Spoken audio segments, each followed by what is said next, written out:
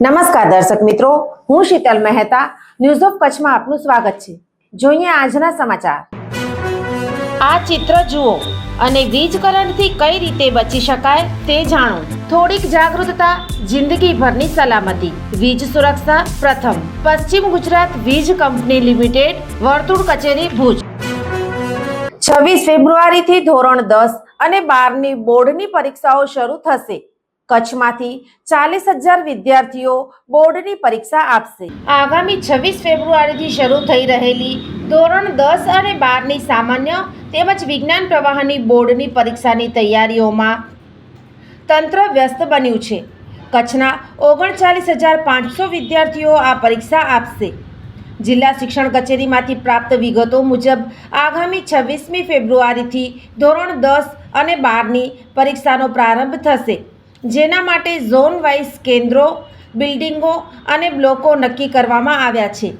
ધોરણ 10માં 37 કેન્દ્રની 105 બિલ્ડિંગના 937 બ્લોકમાં 26,500 તેમજ ધોરણ 12 સામાન્ય પ્રવાહમાં 14 કેન્દ્રની 48 બિલ્ડિંગના 466 બ્લોકમાં 13,000 જેટલા વિદ્યાર્થી તથા ધોરણ 12 વિજ્ઞાન પ્રવાહમાં 4 કેન્દ્રની 8 બિલ્ડિંગના 75 બ્લોકમાં 1,450 વિદ્યાર્થી પરીક્ષાની એરણે ચડવાના છે, જે પૈકી 2,100 જેટલા વિદ્યાર્થી ગુજરાત સ્ટેટ ઓપન સ્કૂલ હેઠળ નોંધાયેલા છે।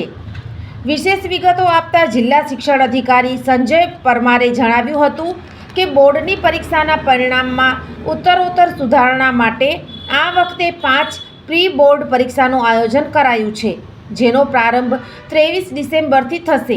વિદ્યાર્થીઓમાં ખાસ તો લેખનનો મહાવરો વધે અને બોર્ડની પરીક્ષાનો ખરેખરો અનુભવ મળે એ હેતુ આ પરીક્ષાઓ યોજવામાં આવે છે।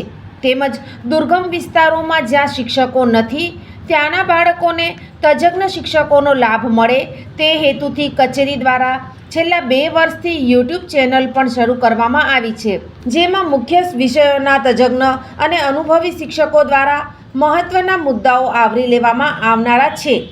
ચાલુ વર્ષે એસએસસીના 2 અને એચએસસીનું 1 એમ કુલ 3 વધારાના પરીક્ષા કેન્દ્રની દરખાસ્ત શિક્ષણ બોર્ડ પાસે કરાઈ છે। વીજળીનો સમજણપૂર્વકનો ઉપયોગ ભવિષ્ય ઉજળું રાખશે। વીજળીની કરકસરમાં જ છે શાણપણ।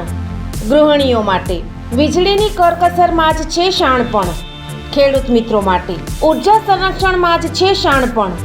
ઉદ્યોગપતિઓ માટે પશ્ચિમ ગુજરાત વીજ કંપની લિમિટેડ, ગ્રાહક સુવિધા કેન્દ્ર 1800 233 15533, ટોલ ફ્રી।